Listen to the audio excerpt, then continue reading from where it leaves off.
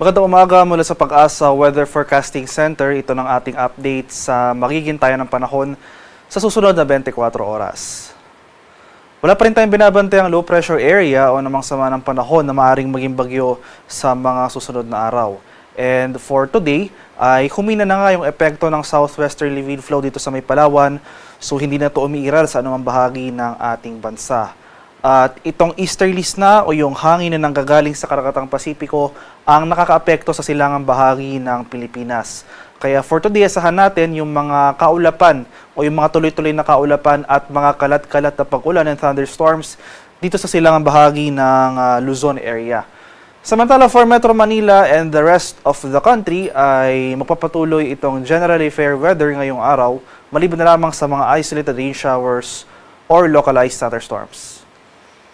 At para sa magiging lagay ng ating panahon ngayong araw dito sa Luzon, dahil sa epekto ng easterly, sasahan natin itong maulap na kalangitan at mga kalat-kalat na pag-ulan at pagkulog at pagkidlat dito sa area ng Aurora at sa may Quezon.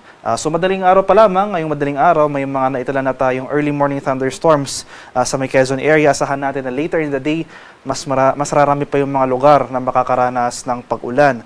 Since ito nga yung mga lalawigan sa silangang bahagi ng Luzon, so sila yung pinaka-susceptible sa mga thunderstorms sa dulot ng easterlies na since yung hangin nga ay nanggagaling sa Karagatang Pasipiko. Meanwhile, for Metro Manila and the rest of Luzon, ay generally fair weather ang ating inasahan ngayong araw. Bahagyang maulap hanggang sa maulap na papawirin, sasamahan lamang yan ng mga biglaan at panandaliang pag-ulan na dulot ng thunderstorms. Sa area naman ng Palawan, Visayas at sa Mindanao, so generally improving conditions ng ating inaasahan over Palawan sa mga nakarang araw. Itong southwesterly wind flow yung umiral sa area na ito.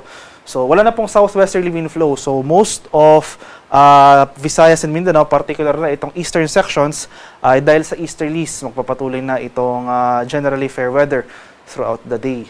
Pero asahan pa rin natin yung mataas sa tsansa ng thunderstorm activity sa silangang bahagi ng mga areas na ito, particular na dito sa Eastern Visayas, Caraga at Davao Region, since ito nga yung mga lugar na nasa eastern section ng ating bansa, ito yung mga pinaka-exposed sa thunderstorm occurrences na dulot ng easterlies.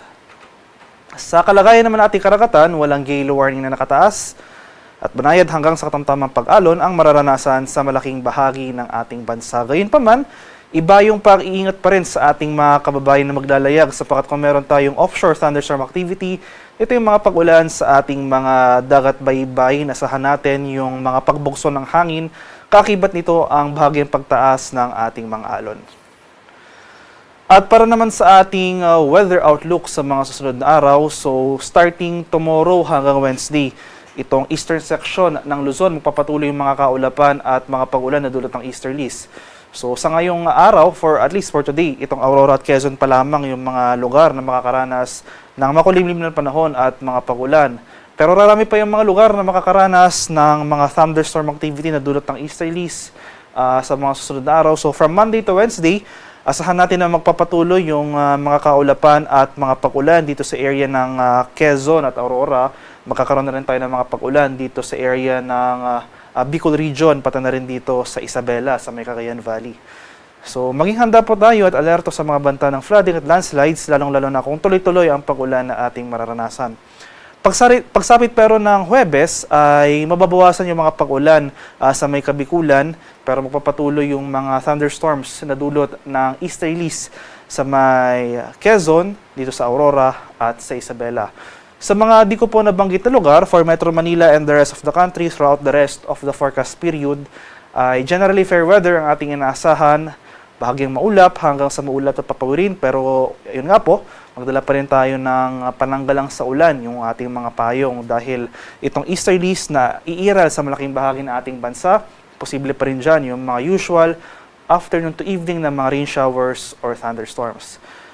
At sa kasalukuyan, wala nga tayong binabantay ang low pressure area, so nananatiling maliit yung tsansa na magkaroon tayo ng bagyo na posibleng mamuo or pumasok ng ating Philippine Area of Responsibility sa susunod na 2 hanggang sa 3 araw. Ang haring araw sa Kamunilaan ay sisikat mamayang 5:47 ng umaga, lulubog naman mamaya sa karap na 5:38 ng hapon. At para sa karagdagang impormasyon tungkol sa ulat panahon, lalong-lalo na sa ating mga localized advisories, yung ating mga thunderstorm advisories, ay i-follow kami sa aming social media accounts at DUST_Pag-asa.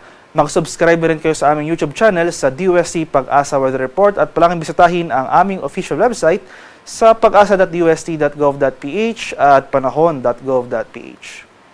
At yan lamang po ang latest mula dito sa Pag-asa Weather Forecasting Center.